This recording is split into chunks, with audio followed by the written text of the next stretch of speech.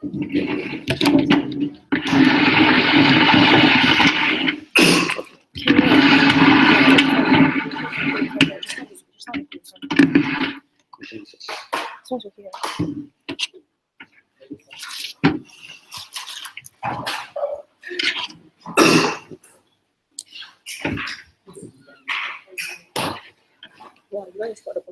many games you play? Two men. Okay, thank you.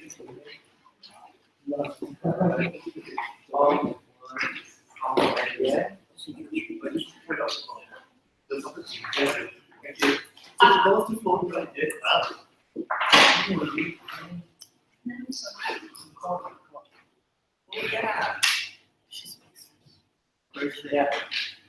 The Persian Gulf is now the Arab Gulf. That's my input. Noted. Thank you.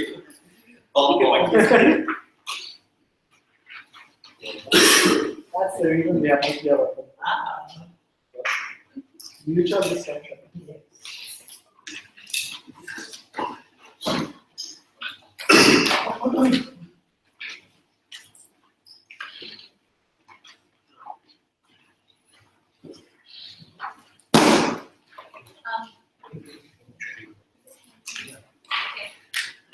Hi everyone, welcome to the semi-finals of IM Agents.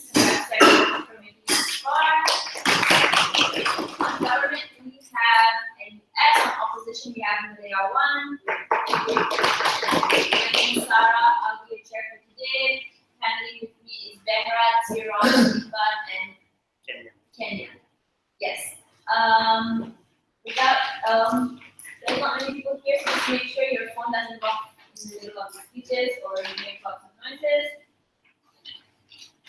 With that, let's call on Prime Minister. Oh, before that, the motion is assuming it is financially feasible for the U.S., this House as Mexico would agree to the construction of the U.S.-Mexico border wall in exchange for significant American assistance in combating Mexican drug cartels. With that, call on Prime Minister.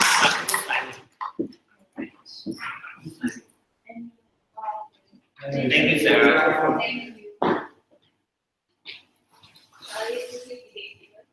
Yeah.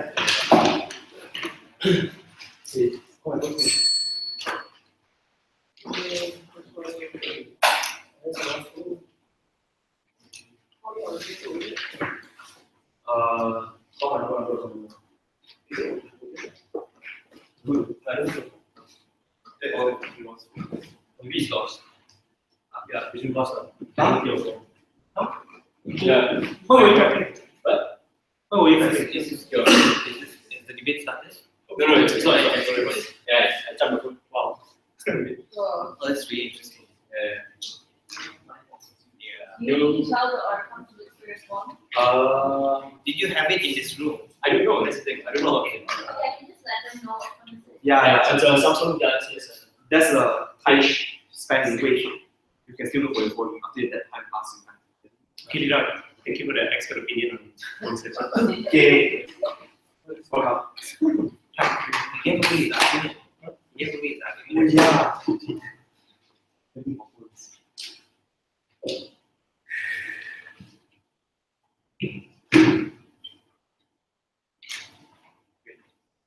The reality is, the US can build the wall inside of the border with its own money regardless. So if Mexico gets a deal, it should get the best deal it can for everything. But of course, there is an incentive for the United States to cut the deal with Mexico. Political capital. They repair relationships with Mexico when they can convince Mexico that the wall is in their best interests, and repairing diplomatic relations with Mexico influences maintenance of the NAFTA free trade treaty, Mexico support of international issues, and so on. The Trump administration, more personally, can also portray deal as a victory, that it can build a wall and convince Mexico that it was good for them and in their own interests. And it's portrayed as a diplomatic victory for President Trump, more personally, and by extension, his administration, rather than having to rely on fiat in a very negative, well, incurring a net of goodwill as a result. In other words, Mexico is getting a decent deal for virtually free. Essentially, all they have to do is pay lip service and they get what they need. Our policy is pretty simple. If the United States contributes, let's say, $100 million to Mexico's security services, they can spend that money on equipping their police force and infantry, both of whom are responsible for law and order in the cartel-ridden northern provinces of Mexico.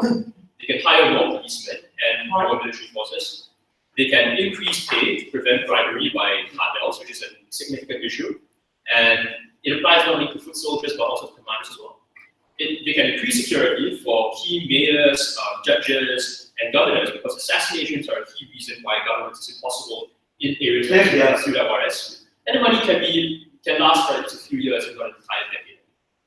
If Trump may renege on that promise, you can always demand that money be paid in regular tranches, starting from before the start of constructing the wall, and thereafter, based on how much of the wall has been constructed at a given point in time. And if at any point he reneges on his promise, he loses credibility, and at least you get some of the money at virtually no cost. So what's the problem? The reality is that there is a complete lack of law and order in the northern provinces of Mexico. Right? Several decades ago, it started with the lack of funding for police forces and governors, bribery of key personnel, and as a result, that government services were unable to even exercise basic sovereignty over the area. They turned a blind eye to the growth and the arming of these drug cartels. And now that other parties have been elected into the Mexican federal parliament or the presidency, they are powerless to try and restore law and order in these northern provinces, precisely because the cartels have metastasized to a point where it is almost impossible to get rid of them with existing resources. It results in assassinations of any new drug-busting mayor that you want to elect or appoint to those particular cities or towns. It leads to shootouts of cartels they can't win. It leads to the people of the northern provinces who have no faith in the ability of the police to maintain law and order, and so they either illegally immigrate to America or they pay protection money to the mafias, which only makes things worse because it strengthens the mafias. The impact is simple. You have completely lost sovereignty in your northern provinces. So regardless of whether you think like helping more illegal immigrants go into the US is a good thing, and that's debatable, or whatever foreign policy mishap that might happen as a result of this deal you're trying to have, which is also debatable. The reality is that the biggest priority will always be ensuring basic law and order and maintaining sovereignty, because without that, a government is nothing. No thank you. People are murdered because there's no law and order by the hundreds, if not the thousands. You are effectively imposing a tax on all businesses, because now that you have to pay protection money to all these drug cartels and mafias, there are no prospects for economic growth because no one wants to invest in a particular area, which means governments have much less of a budget in terms of taxes in order to fund welfare programs for these northern provinces, which means that area is going to remain a hellhole indefinitely. Government services can't go in, so that you don't have healthcare, education, basic welfare for the people of the north. So clearly there's an issue. And we think, therefore, that the only solution is some sort of external aid or intervention. What does the United States have? I'll take you in a moment. They need money and they need intelligence from US services and forces. With this, they can win shootouts, they can guard key personnel from assassination, they can restore faith in the local populace so that they provide them with intelligence and cooperate with local authorities. With the US satellites, they can pinpoint the hideouts of the various drug cartels, take the fight with them, and evacuate most of them from these areas, so that in the long term, government services can go in. You have schools, you have hospitals, you have roads, you have basic welfare services, you have more people willing, like large investors, small investors willing to invest in the local economy. That means better opportunities for these people in the long run. But before that, So United States of America, with all its money and all its might, is losing the war on drugs in its own country that is legalizing marijuana and contemplating legalizing hard drugs. Why is it that the US money can suddenly change things in Mexico, which is a lot more corrupted than the US itself? Okay, even before I rebut a particular point, the worst case scenario where the aid is insufficient, at the very least we do something better on the comparative, right? Or even in the worst of worst case scenarios, it's status quo. But we do think that aid can help, because the US simply needs to retool the way it thinks about its drug-busting policy. All it has to do is to ensure that the money is redirected towards fighting the drug cartels at their source. In other words, to stop the problem before they even cross the border into the United States in the first place. In fact, arguably, building a massive wall between the United States and Mexico is better for both the US and Mexico, precisely because it prevents the drug cartels from smuggling your crack, your ice, and your meth over to areas like New Mexico, like Texas and Arizona, where they can make a profit out of it. So clearly it benefits both sides, and we don't see why that should be an issue. Furthermore, would Mexico necessarily care about political influence? We think that even if they do care, the long-term considerations should always take take precedence over like any form of like welfare or part of illegal immigrants who might under their policy find it easier to sneak over into America. And we think that regardless of whether they win on the long term or not, like basic governmental functions must take precedence. Exerting sovereignty over these areas, exerting law and order, that is the first thing that the government should always care about before any other government services or government functions can happen. Furthermore, illegal immigrants don't necessarily vote, and they often take their families with them when they immigrate to the United States of America. So if you're hoping for any benefits on that front, I don't think you're going to get any. Last but not least, the wall affects them. I've only told you how the wall affects them too. So in other words, I don't know, so the wall affects them too. So it is in Mexico's interest to actually build the wall in the first place. So I'll be very interested to hear what sort of arguments Op has to justify not allowing the United States to build that wall in the first place. The conclusion of the government's case is very simple. We think that Mexico is going to get a pretty good deal with virtually none of the costs, and they're going to have to prove to us what those significant costs are going to be if they want us to not have this policy in the first place. Given the fact that the Mexican government is in dire straits with regard to like, controlling literally out of the country, we think that this is necessary, and in fact, it's a really good idea. For all those reasons, I urge you to vote for the government.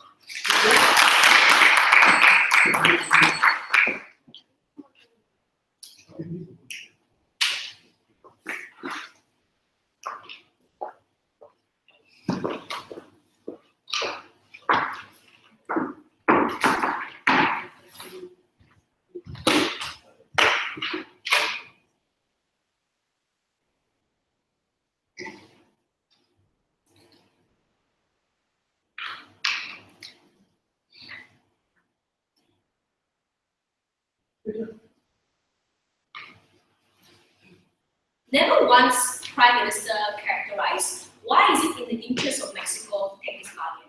This is an actor debate, right? What is the burden coming from side opposition? We will prove to you the proposal coming from government will only negatively harm the Mexicans on the ground, the Mexicans in the US, but also the Mexican government. We think that the proposal from side government won't work. What are the three things I'll talk to you in this debate? Number one, why is it that the US cannot solve the war on drugs in Mexico? Secondly, what would we rather Mexico do? And thirdly, what does this war mean and the harms of building this war? Only one clarification, and all of my rebuttals will be integrated in my speech. He said that even if the US has a sovereignty and decision to make this war anyways, so that's fine. Number one, my first response is, why haven't Trump built the wall, right? So obviously he can fiat the problem with money. But number two, he also doesn't want to antagonize Mexico because we think that it's a political suicide. But number three, Trump just makes a lot of empty promises in his campaigns, right? But the second response to that is, if Mexico do concede to make this war, we think that now Trump has even more incentive to build a wall that will negatively harm people on the ground, right? Let's go into my first argument. Why is it that USA cannot solve the war? We think that the context of how Mexico works and drug cartels work in Prime Minister wasn't really properly characterized. He just said like, oh, it was failure in the government regulation. But it is the culture that exists in Mexico, and why is it that it's entrenched, right? The reason why drug cartels profit in Mexico is that the market is extremely profitable. But number two, Mexico has the second highest economic disparity in the world, which is to say, Mexicans are fucking poor, right? The only incentive that they have, because of their lack of unemployment, is the fact that they will resort to drugs like sit down. But even if it's at the loss, right, there's still an incentive to then go into drugs. Look at like the regulation in Singapore and Malaysia, right?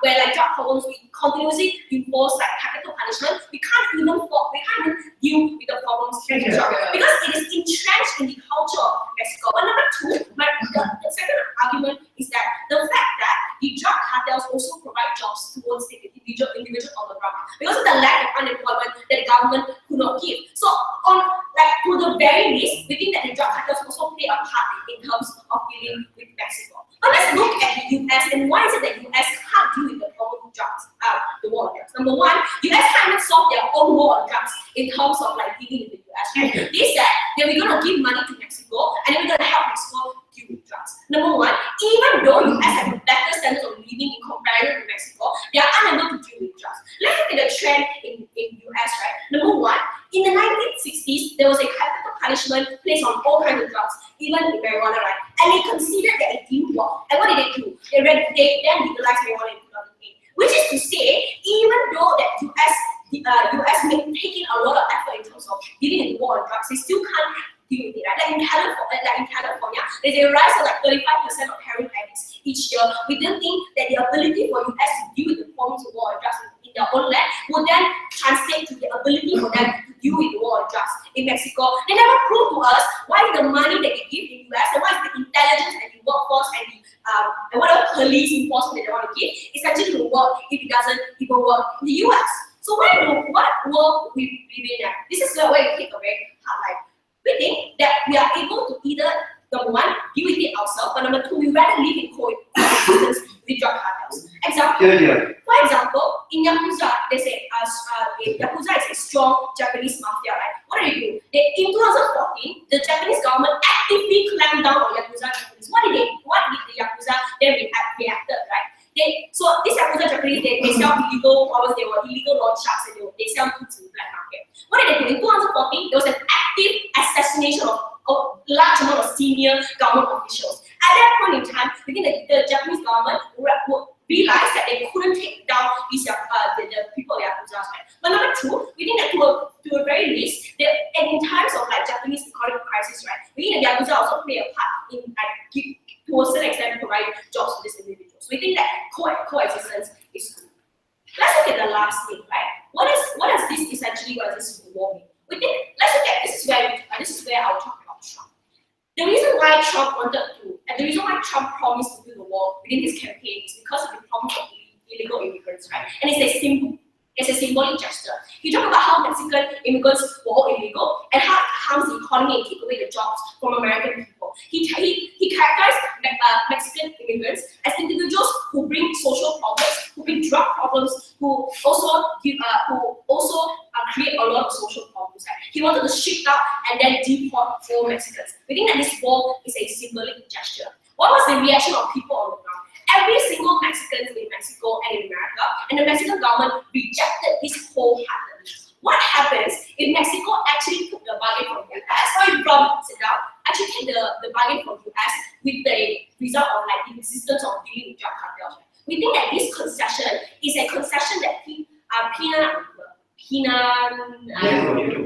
that person, it concedes to the US government that whatever Trump says is correct, that whatever Trump said of the Mexican immigrants is correct. I think the concession is like that. I mean, three houses before that. Right, so the symbolic gesture that the Mexicans are powerless in the US only happens to the point where Trump can continue to build that wall regardless of Mexico's consent. And the point where Mexico can extract some sort of concession from the US, then you remove that symbolic gesture that is the wall. Sure, so you were listening to my whole speech, right? Number one, the reason why US can't even solve the drug problems is because they can't solve problems on the ground. Number two, yes, we agree that US also has the sovereignty to choose and decide to do the war, but there is a how when the Mexican government concedes, right? This is where I'm going to my three acts. Number one, what happens to the Mexican in US, right? We think that when the state and the Mexican government endorses this war, they no longer believe in the Mexicans. That means you screw the Mexicans abroad, right? So if your own country cannot provide for you, we don't think the Mexican government has the ability to then screw over the people on the ground. But number two, and this is the biggest harm, is a confirmation bias.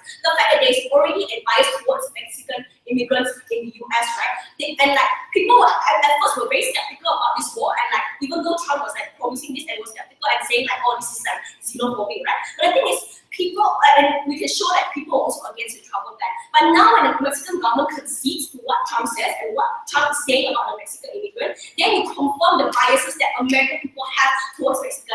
That means even your own state has not involved, right? But last time, what happens to the future Mexicans, right? Geographically, it's more feasible for Mexicans to move to US in comparison to like going to the bottom of Guatemala and Cuba, which is like even the worst option, right? We think that building that wall is a state government endorses the fact that you don't have a chance for future and you don't have a chance to provide a better life for yourself in America. From state government, you do not want to take this country. From state president, you do not want to take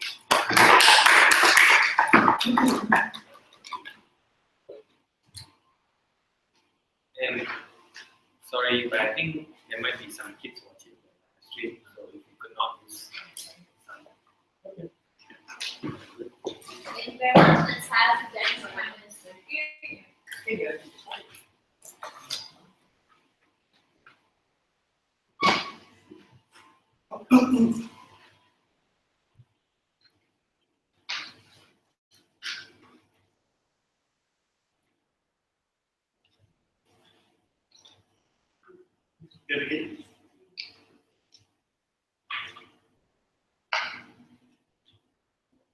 I think at least one person on this judging panel, won't say who, knows the consequences of what happens when the state government lets cartels or drug runners run loose in your country. Your country becomes a laughingstock of the world, law enforcement is crap, investment prospects go down, and everyone, especially the poorest of the poor people, small force, find farm hobbies for exorbitant cartels, they suffer the worst under the evil hand of fate. I've got two things to talk about in this speech, Mr. Speaker. Number one, why do you think this will probably work better than the alternative of living with a cartel? And number two, why this better manipulates the incentives of the actors in the USA to get a better deal from Mexico by playing Trump against his own party. First extension, that of better world. The argument coming off US is that USA can't even solve the problem in their own borders. What makes you think there are lots and lots of money you will solve it in yours? The reason why it's so hard to fight the war in the US is because there are 50 states with a different patchwork of laws, regulation, border controls, and an unwillingness to read each other. This affects the ability of the US government to enforce consistent logistics checks laws across all 50 states. In comparison to Mexico, which is one quality, under the control of pretty much one stronger government, where laws are consistent and abilities can be enforced. This new government, like you all pointed out, you also probably know, was elected on the promise of growth, change, and realistic compromise, which is to say, the fragmentation in Mexico is a lot lower than that in the US. Secondly, frankly speaking, we don't really need the US to win the war within its own borders, because if they're going to be a basket case about it, at least the problem doesn't spread to us. We are very happy for them to build the wall and lose the fight against drugs in their own territory. But what the wall does, is critically, is that number one, they pay for it. Number two, it keeps the supply in line with the end market revenue for drugs, because the drugs in Mexico are sold in the US and the profits funnel back to fund the war in Mexico. That wall helps keep it away. This means even if they lose the war in their world, at least behind the wall, our war is contained to a larger degree. We cut the profits of the war. Bear in mind also that obviously the worst case in this situation, literally there's no change. But this is really a matter of scale and spectrum, something that I think a judge over there will know very well. One more $100 salary that goes to policemen is one less policeman who falls to the dark side, one less policeman who's able to join the war and subvert the system in Mexico. UN, by contrast, has no positive case other than living with the cartels, living the abuse we have grown to know all too well. For them to allege that this is entrenched in their culture seems a bit disrespectful of the poor people on the ground who have to suffer the hand of the cartel. We think that coexistence with a cartel is problematic for four main reasons. Number one, you can't tax them, which makes the central government a lot poorer in its ability to deliver services in that case. Secondly, you are entrenching a culture of bribery in that instance. Why is bribery problematic? Because bribery affects the ability of the government to control and deliver services. And thirdly, foreign investors are not keen to invest. The trouble with the untapped potential of the northern and western provinces of Mexico is that it could easily make you a manufacturing powerhouse. It could easily make you a competitor to the US because costs in Mexico are a lot lower for manufacturing. But if the drug cartels control that and running into the ground with agricultural revenue you cannot even tax, that is wasted potential. Not to mention, this is what the life, the fourthly, of a poor person in Mexico looks like. The drug cartel may provide a job. This effectively enforced slave labor. We are forced to grow poppies and no other crop. They sell you your seeds and they extract the rent at gunpoint. This is hardly a job multiculturalized, and this is hardly a sense of hope we want to sell these people. How long do you think the war on drugs in Mexico is going to last before you stamp out all the drug cartels? The war of drugs in Japan, for example, lasted a good 20 years. But the fact that the Yakuza have effectively been forced into hiding, where the businesses have been limited in their operability, and the only thing that they have to do, they can no longer wage open crime on the streets per se, but the businesses have to be semi-legal, means that bit by bit we can chip away at efforts of drug cartels. None of this is an overnight war, but we're willing to take the long and hard route. Secondly, the incentives of the actors to play ball and go through with this scheme. The argument coming off earlier in the speech is that this will be a concession by the Mexican government that confirms the bias that even the state says that all Mexicans are stereotypically lazy. Unfortunately, this is a lost cause on either side. The reason as to why the Americans at large will probably believe into stereotypes of Mexicans is because of very deep-seated prejudice that's built up over the ages. One policy like this is unlikely to materially change that on either side of the house. However, we do think that this will be seen as a grand positive for Peña Nieto. Why is this the case? Because they grossly misestimated the sentiment of ordinary Mexicans towards Trump. They do things like the piñata of his orange face and beat it for so that seeds come out during their festival. Mock Trump is a lot mocked. At the point where the president is able to extract and take US money for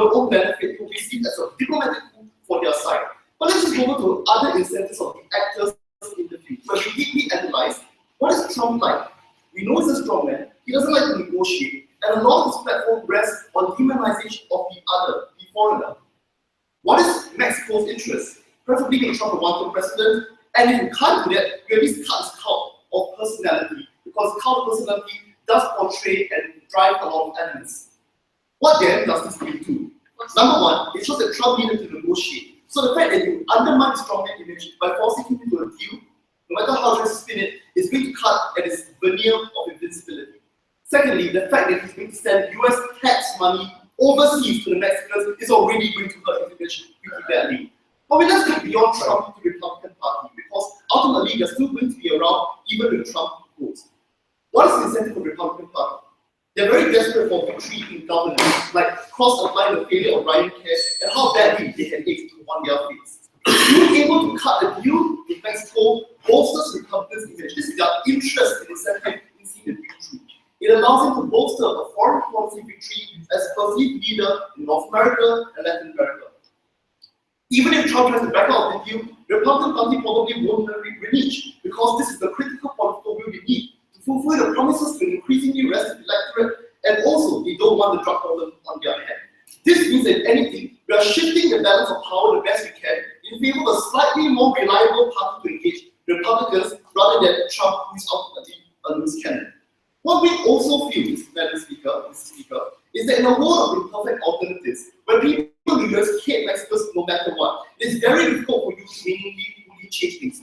Like it or not, you're not going to get a Clinton or Bernie Sanders presidency. But given the political climate, we do think that cutting a deal in this case purposely actually undermines your worst enemy and allows you to pick and empower the lesser of two evils. Not to mention that in the comparative, this is still a lot better than living in a world under the dictatorship of no alternatives and a very angry drug cartel. We want votes.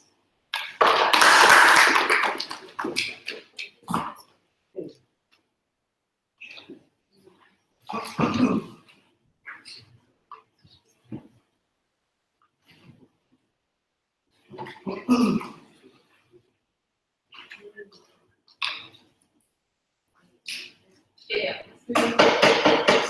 Panel, sometimes a poor undeveloped country has to realize its limit, has to realize that probably it might not have much natural resources, it might never be as developed as the US in such a short time. Sometimes it has to realize that illegal activities immensely have a net benefit to its country, right? It also has to realize that aggressively dealing with certain entrenched illegal elements or criminal networks in the country will only result in more bloodshed, only result in economic detriment, and actively make things worse. So closing an eye is strategic instead.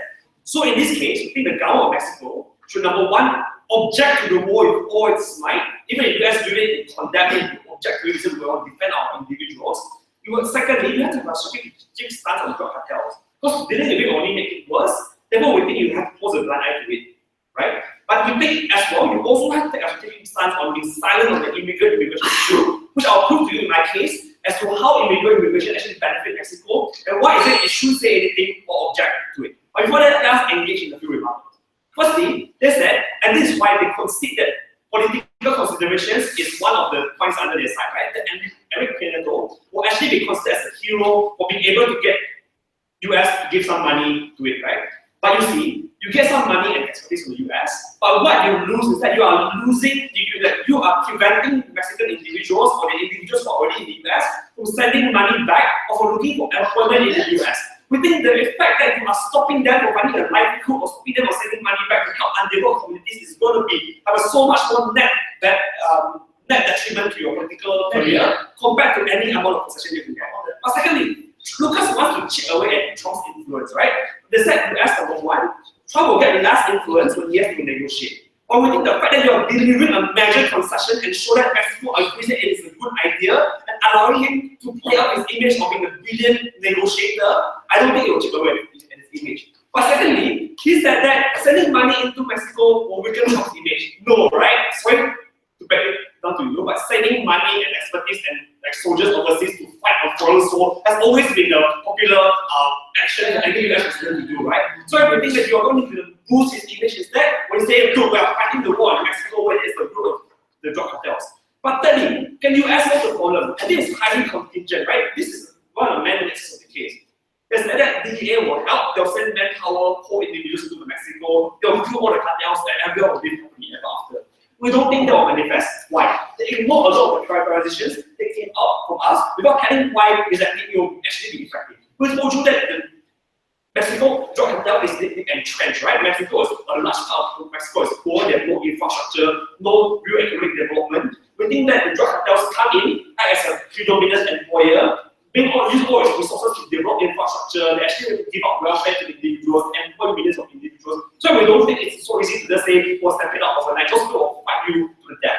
But secondly, we also told you that all attempts to fight drug cartels have failed, not only in Mexico, but also in other developed countries, right? We tell you, 2014, there was a bloodshed at the moment where the Japanese government and also the Mexican government tried to clamp down on terrorism, on drug cartels in Mexico itself, where senior government officials were killed.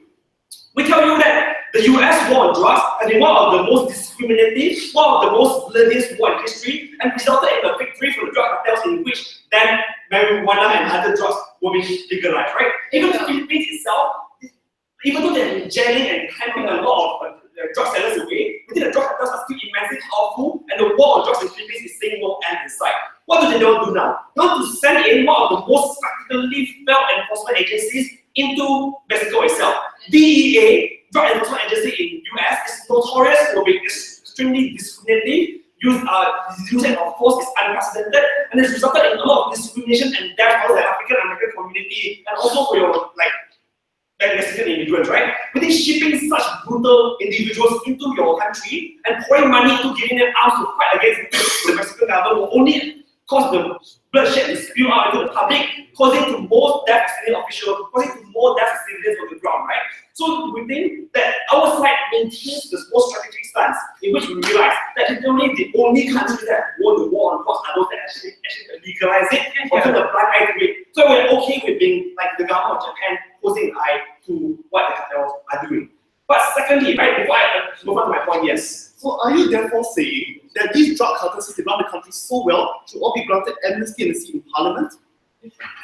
Well, that will also be political suicide, right? So we are okay with right now, right? We think the situation right now is not ideal, but taking any action will make it worse, and therefore we don't want to make it worse, given that you can't prove that taking any action will result in the death of the drug cartels, right? So we think strategic silence is the way to go. We are okay with this war. But secondly, why exactly the war is bad for Mexico? I'll analyze it through number one, the expense of building the war. They were right? The US don't need permission. But why exactly would they want certain permission from Mexico? We don't think it's just because they want to say, oh, you know what, Mexico agreed. We think Trump will agree anyway. But at the point where US want to ask permission from Mexico, there are certain concessions that you need to make. For example, you have to allow them to build across certain mountains or certain territories or certain states that you own, which means you have to actively cede land or say sovereignty over to the building of the wall, right? Or you also have to allow them to build over certain natural resources that you share that you have right to, for example, like your rivers, your mountains, all those things. But thirdly, maybe they will also want you to contribute manpower or enforcement of the war on the other side, which means actively Mexicans will be forced to discriminate against Mexicans who are looking for better living. We think there are expenses associated with it. But lastly, why is it bad for the Mexican economy? Look, Mexican economy, the Mexican government is quite poor, right? It means that they probably don't have much resources, they don't have much job opportunities. Right now, millions of illegal immigrants pour out towards the US border. They send remittances back to their families in Mexico. What does this mean? This means that these people are able to survive. The families are able to survive, right? They don't have so much household welfare, which is not existent, by the way. This means that those money also come back to develop the Mexican economy, right? It contributes to your circulation of the economy. It allows individuals to invest and let develop certain infrastructures. What happens now? Now, number one, when this war is enforced, you not only lose those development and remittances, people unemployed individuals who are trapped in your country will now turn towards crime as the only employer which is visible, right? Which means that drug cartels will get more employers, will get more individuals who push drugs, and not less. This means that actively you are, even if you are sending more manpower to help fighting the drug cartels, I think the drug cartels will be more empowered in the moment where millions of young Mexican youth have nowhere to go but to join the drug cartel. We think that then results in more bloodshed and no economic sense for Mexico to do this. We are proud to oppose.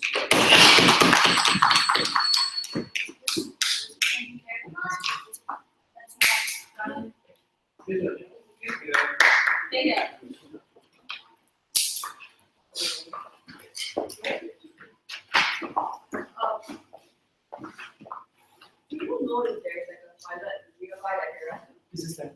That's the guy. Or the girls one is also here. Because it's not. Yeah, I don't feel like this. Yeah, thanks. I want to. Oh, sure.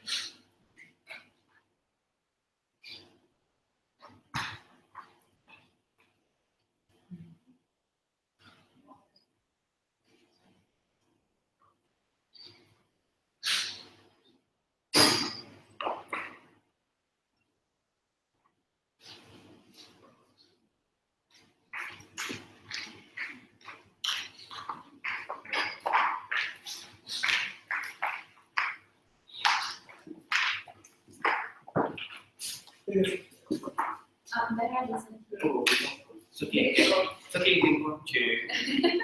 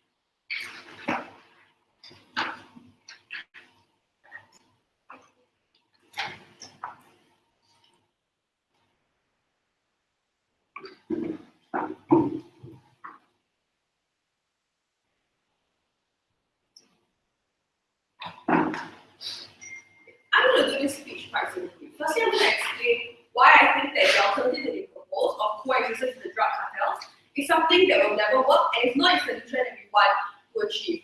Then I'm going to analyze why exactly we think there are no harms associated with the US building a wall for the Mexican government, and thirdly, I'm going to argue why it's great for Mexico. But firstly, before that, let's understand this entire idea of how it's really bad for Mexicans because all they want was a better life is something that's a bit of a red herring. Firstly, because I think individuals oftentimes want to be right towards immigration just because of ideas of sovereignty, but more importantly, because the idea that Mexicans desperately need a better life is a direct result of the fact that drug cartels continue to operate within Mexico. So to the extent to which we are able to prove to you why we think it is likely that the war on drugs is able to be solved, at least to an extent in which we're able to create sustainable development in Mexico, that's no longer a problem. So let's first talk about this idea of coexistence with drug cartels. And they told us that this is something that we need to accept, and it's not such a bad idea. After all, people have jobs. Let's re-characterize this problem because I think that they simplify it a lot. Firstly, recognizing the drug cartels have created state-sized institutions that literally use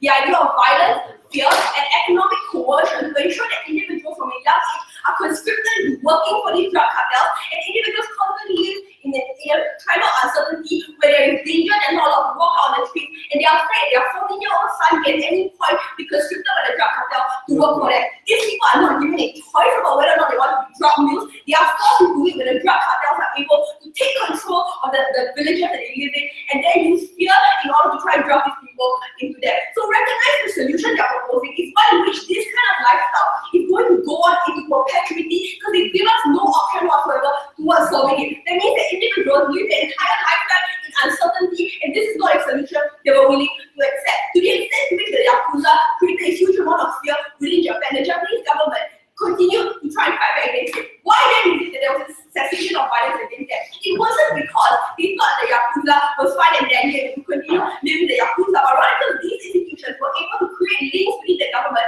and manipulate the kind of action that was done against them. To the extent to which we continue that the Mexican government is more than willing to fight back against the drug cartels and fight back against these kind of institutions that exist in the rural areas within order to empower the Mexican government. So that's what the counterfactual is. So let's do it comparative right now. Because on the outside, they say the comparative was peaceful coexistence versus more backlash and the harming of more government officials. I fail to understand just how much was the problem of drug cartels can be in Mexico right now. So to that end, I think that any attempt in which we are able to find it is a good thing. But then they say, well, guys, it's not possible that we can solve it. Look at the United States and how they're not able to win their war on drugs. Recognizing there's something we need to deal with here. The United States is not really facing a war on drugs. The war on drugs is the one in which the drug cartels are able to literally co-opt the kind of machinations and co-opt the monopoly of force within that state. The fact that more people are turning towards drugs in the United States is not a war on drugs. We don't have a philosophical problem with individuals taking drugs. I mean, yeah, we don't. But the issue here, what we have a problem with, is that you use those drugs, you use the money that you have on those drugs, you don't cement influence and power in those areas. So the problem here is not just the proliferation of drugs in this area, but rather the fact that this state has no ability to control the kind of violence and the kind of power structures that exist in those areas. That's why we can fight back against it. It's not just for eradicating drugs from the country. Why then do we think that this idea of the United States helping the Mexican government is going to be incredibly useful? For starters, we think there are big problems in this area. It's precisely because the drug industry has so much money that oftentimes the Mexican government is not able to. So they're literally not able to pay their police officers enough, which is worse for the police officers to actually not be corrupt. So what happens now is that we actually are able to hire individuals who don't feel as if they have to turn towards the drug cartel and be bribed in order to turn a blind eye just so that they can feed their family. We're much more able to construct institutions that are able to fight back against these people. But also, the idea of having money is not just for fighting back against the drug, but creating things like infrastructure in that area that tells people that the drug cartels are not their only alternative, that the Mexican government can provide a decent standard of living. You just choose to rat out individuals who are your villagers. You can tell them where the leaders of these drug cartels are. Information within the villages is incredibly important as a means of the war on drugs, but it cannot exist to the point that the Mexican people continue to feel as if their own government is someone that they cannot trust, and the drug cartels present too fearful and strong a force or too overwhelming a presence in those areas to be able to fight back against it. That's why money from the United States, the Mexican government doesn't have right now, is the linchpin for solving that precise problem. But beyond and above that, even if we can't eradicate it entirely, we think the extent to which we're able to mitigate those ideas is important, because the mitigation of the amount of control that they have is because we are allowed to create the organic infrastructure that gets more Mexicans on outside, and that's when the change happens. So what exactly were the harms associated with the US building the wall in Mexico? They told us immigrants can't seek employment, like the terribleness of their life, literally the fact they feel that they have no alternative but to go across the border and live as an illegal immigrant when they have no protection, no certainty, nothing whatsoever on their side. We think that's horrible. We ought to try and create a situation in which they don't have to make those choices. The second thing they told us was, well, now it's going to be seen as the Mexican government is giving major concessions to the United States government. No, you are seen as toothless when your attempts to continue to reject, repel, and say the United States is evil, comes to nothing. When the Trump is able to continue building that wall, going through your territory, you have no ability to fight against it, to stop the kind of infringement of your territory and sovereignty, because you have no that you are dealing with both the drug cartel and the absolute deal of economic resources at your head. So to the extent to which the Mexican government is able to show that they are able to extract some sort of concessions from Trump, but also to solve the perennial problems in affecting their nation, that therefore allows them further progress in their society, that means we think is precisely what Mexico needs in order to build up their image in an international arena. We think that's incredibly important. But even if major concessions were a thing, I think it's okay for them to have a major concession if they prove the objective benefits of how the war on drugs is able to be dealt with. Then they told us, well, the individuals who still exist within Mexico, now that becomes problematic because of repatriation they no longer exist, and also because the Mexicans within America are going to have a terrible life. Let's just look at the numbers. There are maybe like 50,000 people that are able to migrate to the United States illegally every year. We don't think that amount of money is going to be anything in comparison to the amount of money that the United States government can give, especially recognizing that these people often are illegal immigrants and earning very low wages. And we don't think repatriation stops in that case anyway, because repatriation itself can still happen when you have access to things like financial services, for instance. That's incredibly good as well. So at the end of the day, ladies and gentlemen, we need to recognize the other side didn't actually offer us an alternative. They didn't actually tell us what a harm was. This is a win-win situation for Mexico. So for the safe Mexico WDC, please walk inside the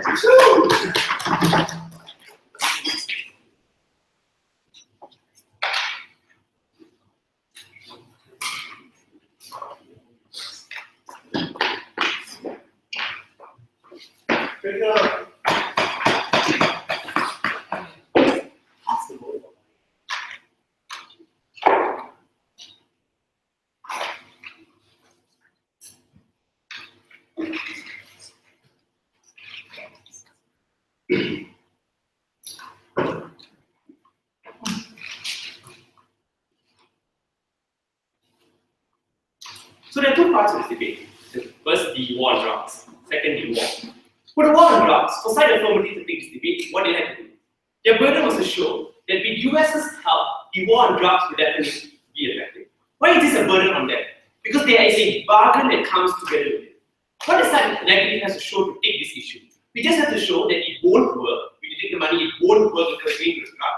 And as such, the bargain is a lot worse because it adversely affects you, i.e. the war, which is the second issue. Of course, we took on an additional burden of showing that why is it you would rather legalize the working mafia. That's what UN does, taking higher burdens to showing what the comparative would be. But essentially, we don't have to do that to with this issue. Just take note of that. So let's deal with this issue on drugs. The first thing they say, they'll give you aid, give you money. What is the problem with this? First, the assumption of this is that the problem that the war on drugs keep persisting is lack of money. Right? But why was this not the case? Because what did we tell you? Even if assuming the police are corrupted, that the politicians are corrupted, the bribery is a thing, you giving money, there's no proof for you to show that this aid that you're giving will be used to deal with this problem.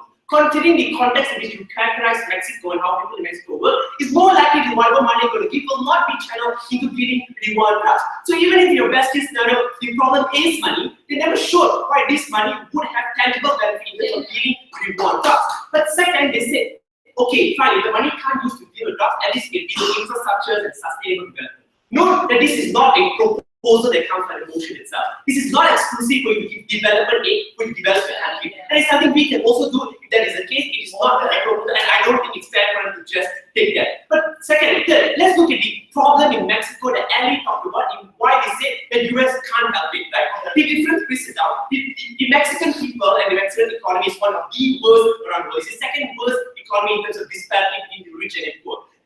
What this means, there's a lot of poor people there. Comparatively, in the United States of America and Mexico, the disparity is worse. In the poorest of minority of African American in the Bronx is a lot richer compared to the poorest of person in Mexico. If you can't even stop the war on drugs and how drugs are trafficked in these areas in the United States, why is it that you think you can stop it in Mexico, considering that everyone considers that the profit that comes from drugs is easy money, and it's money that is good for you? Also considering that the context of Mexico, where the state does absolutely nothing in helping you, providing you job, the only other option you can get in terms of a livelihood is you opting into this life with the cartel because it helps you, right? The whole idea of manipulative control is fine, it sounds sexy on the other side, but what is the comparative? The comparative cannot be that our aid will lead to sustainable development and infrastructure and people to get a lot of money. Because that is not definite under the other side. But what's definite is they get some form of livelihood, some form of sustenance that comes from the cartel. Which is why we say you're okay with legalizing drugs. We've done it in many places. Amsterdam, everyone takes drugs, people are all happy there. Even when it comes to the idea of mafia, like the only idea they had in mafia is they say that you can't do Amsterdam, which is regulation. People don't want to invest, as if people are not investing in Amsterdam and Germany, we all legalized some drugs to begin with. But even if they say, are you okay with giving government amnesty, right? We are also okay with this down. We're going to the hardest of lines to say that okay, we've done it with the IRA when it came to Ireland, we're okay, we've done it with the FARC when it comes to Colombia.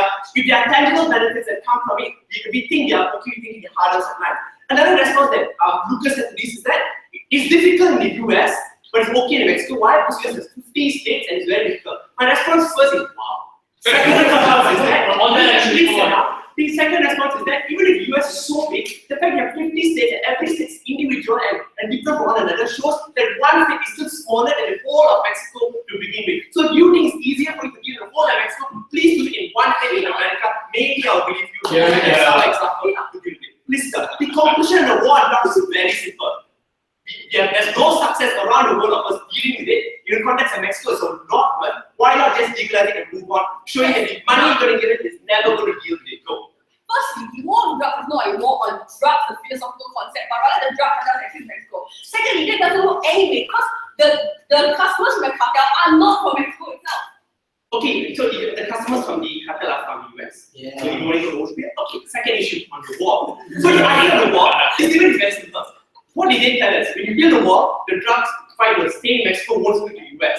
The second argument that Lucas also had is good for the Republican Party to want to build. What does this sound like? It sounds like benefits to the United States. What is this motion not about? It's not about whether it benefits the United States of America. It's about whether this bargain benefits who? Mexico. So I give jack shit if it means that the war on drugs is not going to spill over to the US, because that's in the benefit of the US, not the end of this debate, Mexico. Let's talk about the war. The notion that they had in the war first early on is that the US is going to build it anyways. Well, it's been months since the Trump administration came to power, we have not built it.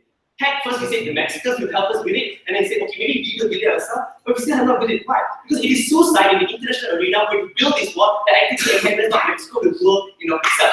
At this point, when the Trump's travel ban on Muslims were actively rejected not by the world, by your own internal state, it's actively bad going to go by this. Meaning, you can't say that the Trump will build the wall will be built anyways. What is this? But why is it that the wall will be on the other side? Because you get the consent and agreement of Mexico. Trump can use that as a GIA kind of say, well, I built it because they agreed with me. You can look at our terms and agreement. That is the harm that will happen. It's not the wall we built anyways. They make the wall be built on the other side. What is the harm to Mexicans? Why was the wall even introduced to begin with? It's not just because we felt like building a wall. It's because Trump said that Mexicans are what? They bring infectious diseases, they are unskilled, they are rapists, they come rape all our women, and they are bad. Right? What was the response from them to this? It's very difficult to change the narrative on the ground. You've got to get hearing of it. The answer to this is here. Why? Existingly, people might think that you're taking the job, that's why you hate Mexicans. Now, when you build a wall, you feed into the narrative of what Trump said, these people are rapists, these people are people who are bringing infectious diseases. Then the harm that you accrue. Perhaps they're treated shit now, they're a lot shit here because of this concept that you get the consumption bias that you give to all citizens of America. It's not just the Republican extremists, but every moderate individuals in the US that we can now look at the Mexican friends and think, okay, it's okay for me to discriminate you. You should go back across the wall. The same thing happened in Brexit. And Brexit is okay, they chased they sort of mass discrimination on the ground Mexicans in a place in of itself. Do you think the same thing would happen the moment you allow the wall to happen? What is the future of Mexicans? Look, they can't go to Guatemala and Cuba because life is shitty there. They can only go up to the US. They say, we hope they don't go there because Shirley said you'll try and fix it. You are trying and fixing it, but the possibility of that is not definite. What's the definite thing? Life in the US is a lot better for the younglings in Mexico, right? Meaning to say, if you stop them from going away, make it a lot difficult for them to assess life in the US. That's when they feed into the narrative and get stuck with all the drug cartels that you want to avoid with. The idea of how to political suicide for neutral leader is also very important. I don't have time to talk about it, but it's quite important. So at the end of the debate, we think it's not just that the war is going to fail. Is this a bargain, and it is in the interest of Mexico? We don't think whatever help we're going to take is going to work, and we think whatever that comes from the war is bad for us.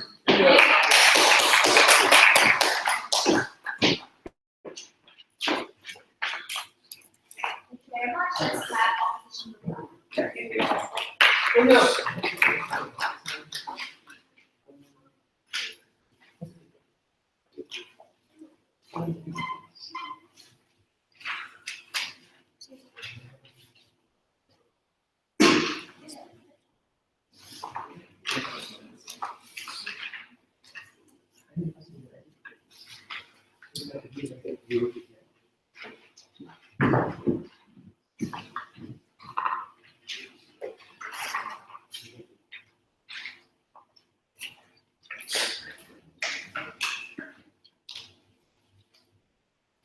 Four issues in this debate. Firstly, how will the war on drugs in Mexico play out? Because this is very important towards realizing all the benefits in the one, right? That Mexico, fear of drugs, that investors will come pouring in the moment that we have fear of drugs. What did we tell you? We know the context is that the drug cartels in Mexico are deeply entrenched. They control entire areas.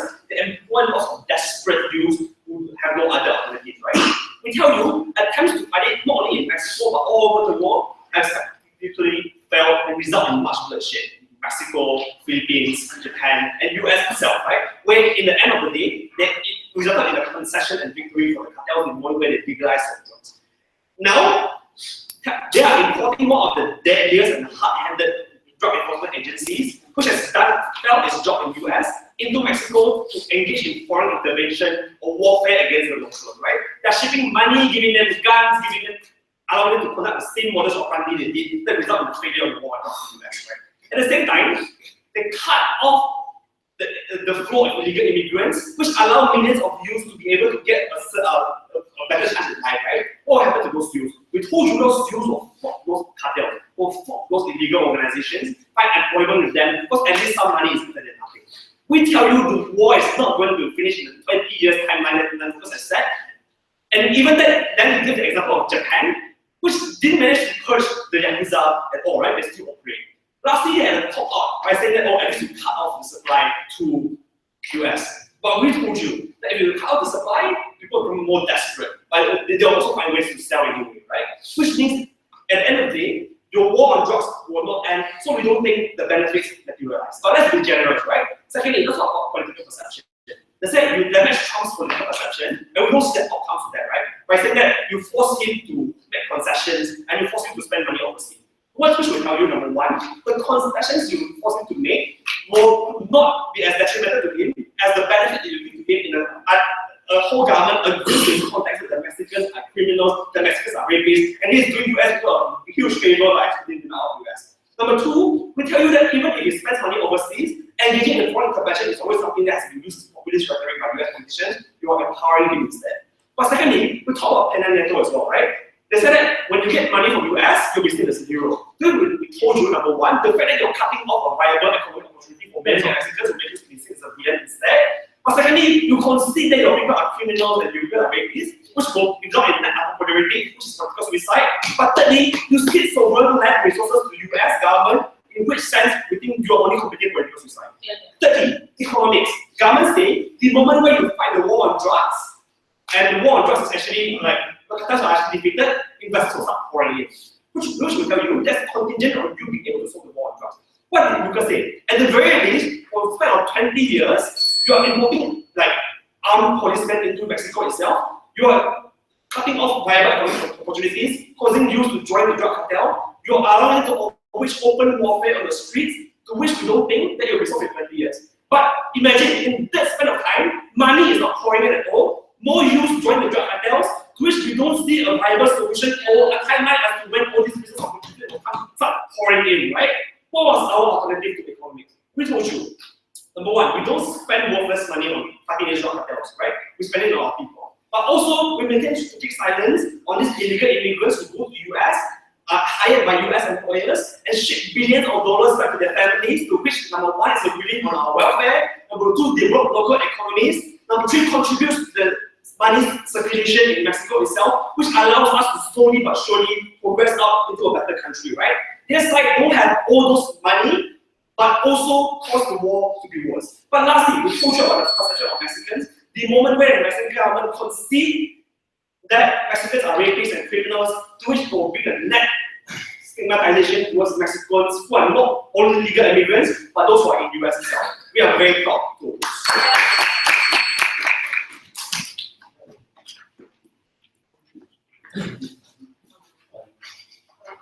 Thank you very much.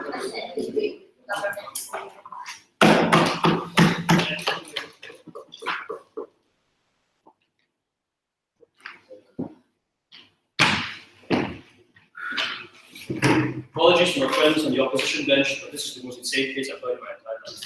Can a country function of drug cartels and illegal immigrants? Do Mexicans want to live on the largesse of illegal immigrants and drug cartels? No. Do they vote for presidents who tolerate illegal immigrants and drug cartels? No. Do presidents who allow for these states have any credibility in the general election? No. Regardless of whether it's a drug problem, because clearly the Mexicans aren't stupid. They know there's a drug problem. They read it in newspapers every day.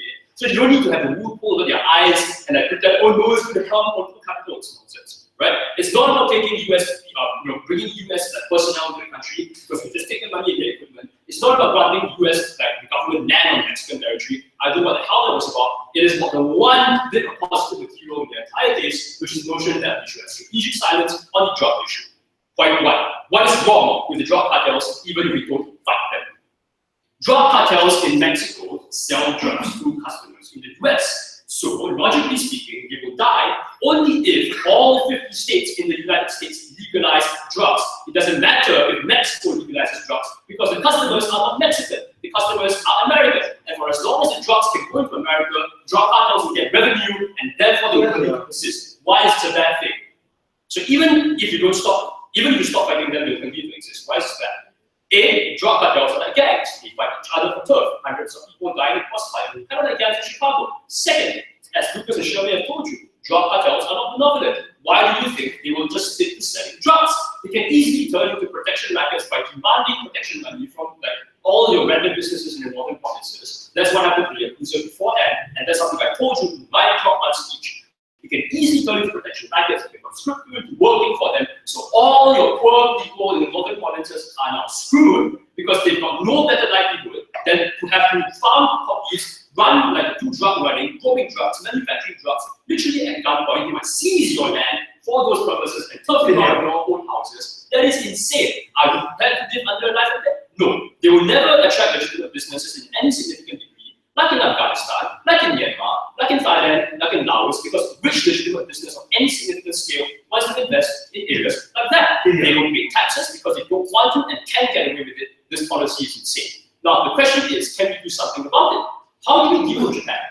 Right now, the Japanese Yakuza situation isn't that bad. They exist only because of the largesse of certain people in parliament and in power. But they don't sell drugs. They run brothels. They run gambling dens, but they don't sell drugs. And why are the Yakuza weaker than now than they were before? Because of something known as World War II. When America conquered Japan, reconstructed Japan in the 1950s, offered them hundreds of millions of dollars in aid in order to get its police forces running and stamp out the Yakuza from the worst businesses and the worst ancestors in Japanese territory. And because the Japanese already had industrialized prior to 1950, so obviously they could get rich in spite of the Yakuza. But Mexico doesn't have an advantage like that. So if you let the drug cartels remain in Mexico, they're not going to get rich, guys. And it's the same thing in Colombia. The only reason why we could force the FARC, which were responsible for many of the drug cartels in Colombia, to negotiate the deal, was because of hundreds of millions of dollars of American aid to fight the drug cartels in the first place. What should we therefore do about it? Third law talks about development aid. But why would they give you development aid for free unless they had a deal to go along with it that involved the war? Why? Secondly, we give poor people a chance in their life, and that chance is important. Because we, as privileged people, we just say, oh yeah, you vote, you get whatever you get. But that's nonsense. People vote for presidents to fight crime and to fight drug cartels because they want a better life, because it's not going to get any worse for them, and because we're willing to risk it all for a chance at a better Mexico. And in fact, we think we have a good chance of winning the war, because the real issue is the supply. The US war on drugs fails because they don't deal with the supply problem in Mexico. They try to fight drug runners and consumers in the United States. Now that we crack down on cartels because they're centralized, we can crack down on factories much more easily than we crack down on individual customers. The US can finally win the war. The key reason as to why Singapore and Malaysia are winning the war on drugs is not because we have a death penalty, it's because we control our borders much better. And that's what we're going to do with the US and Mexico. Realistically, do we win the entire war immediately? No. But we'll flush them out town by town for 20 years, and we will ensure that we build up at least a semblance of an economy. Even the rest of Mexico can lead a decent life because they are a middle-income country and they can afford to do much better than the northern provinces. I urge you to propose. Good job. Good evening. Excellent. Thank you. Something going on?